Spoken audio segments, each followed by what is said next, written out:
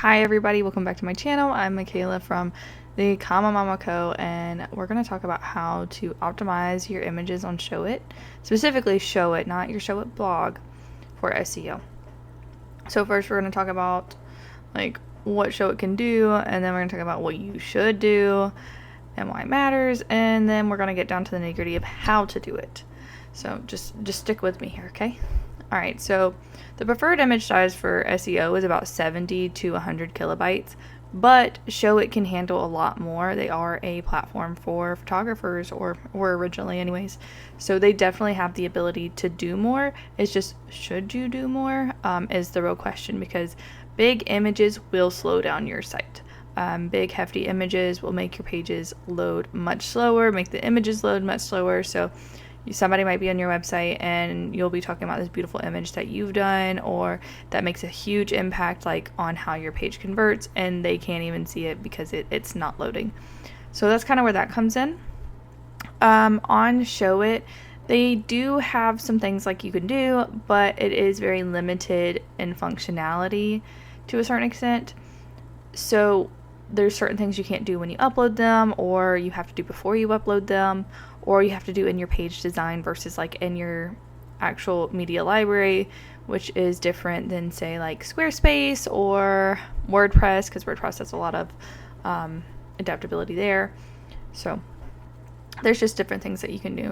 All right, so Showit prefers JPGs, PNGs, and GIFs. That's actually the only formats that they accept. They prefer that you use JPGs because they will automatically resize them to whatever your viewer is doing. PNGs do not automatically resize, neither do GIFs, however you want to call them. So they do recommend only using PNGs when you need something with transparency, so like your logo, or if you're adding elements, just anything like that.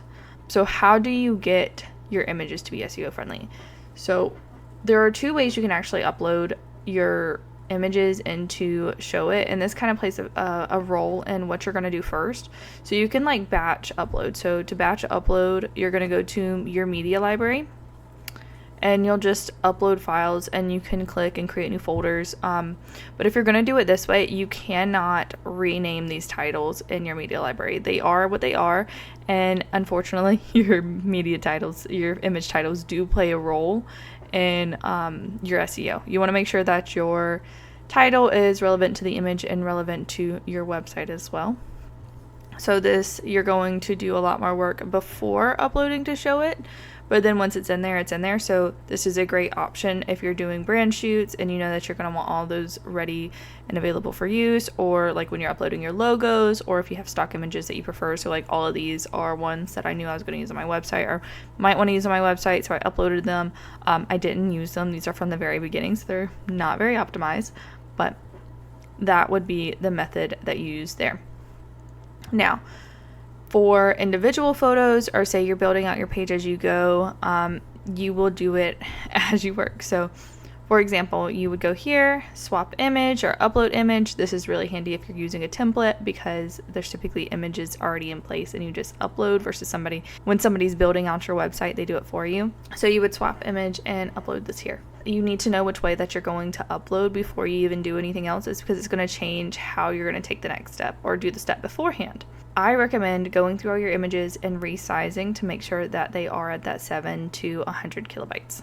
One way you can do this, I love ShortPixel. You can compress and optimize your images. So you just upload your image. We're going to use this one because this is, so TCM, SEO strategist, and blog content writer.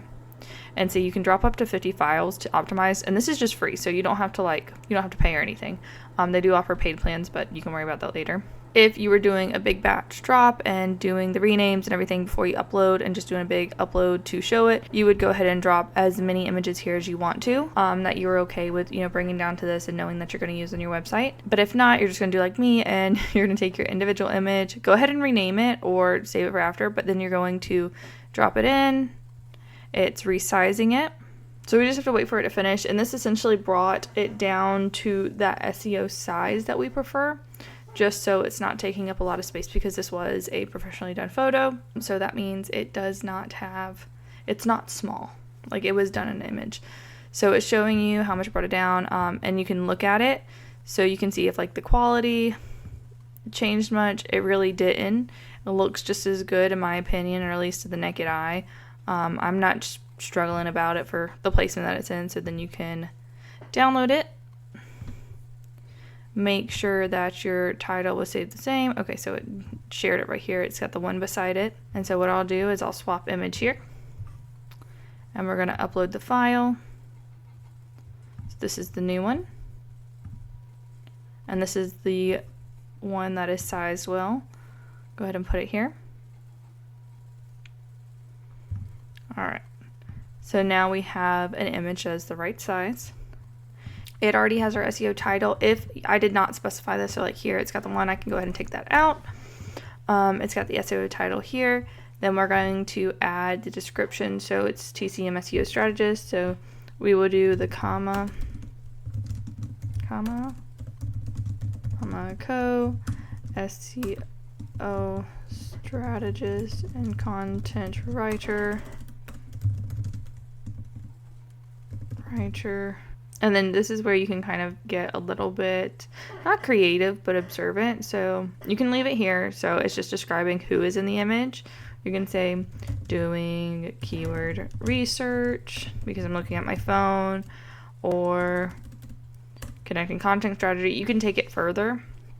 And since I mentioned my brand name at the beginning, I'm not going to mention at the end. Remember that this is partially for accessibility and partially for SEO. I mean, it is for accessibility. You want to make sure that you're not ditching on it, and please do not keyword stuff. That will just bite you in your butt. But just make sure you're recognizing who or what is in the image and bring it towards what you're doing. So I would not say, for example, and this is still applicable because this is still true, mom looking at her phone. That doesn't have anything to do with what I am. So while it is applicable, it's not aligned, and it wouldn't help with SEO, and it actually wouldn't correctly describe, because in this situation, I am an SEO. I mean, I'm a mom too, but I'm an SEO, and that's what I want the image to relay. Or at least that's what I want people to know the image as. So that is it. You can resize aspect ratio. That's where if my image was not in line with this, we could resize it, or you could resize to what it was originally meant to be, but we don't need that there. But yeah, so that's pretty much it. It's pretty simple, straightforward. Like I said, I can drop a site speed checker in the comments below so that you can see if there are any pages that are slow that might be due to a large image, and then you can just do the single image drop and replace. You can also run your website through ShortPixel. So ShortPixel has this check your website, and you can just plug and play your website into here, and it can show you maybe where you have big images, and this will actually run through your blog as well. So if you have a blog, don't worry about that. Updating your images in blog is a little bit different. I have a resource related to that. I'll put that in the caption below too. It takes you step by step how to optimize your blog images, and that can be applied to any blog platform. So if you're blogging on your Squarespace, or you're blogging on WordPress, Wix, etc., Showit, it's not a step-by-step guide, it is a SEO guide. So you will need to know a little bit of how to do it, but it shows you what to do, if that makes sense. So that's it for today. I hope you found this super helpful, or this helped you get over your image optimizations. And I'll see you next time. Bye.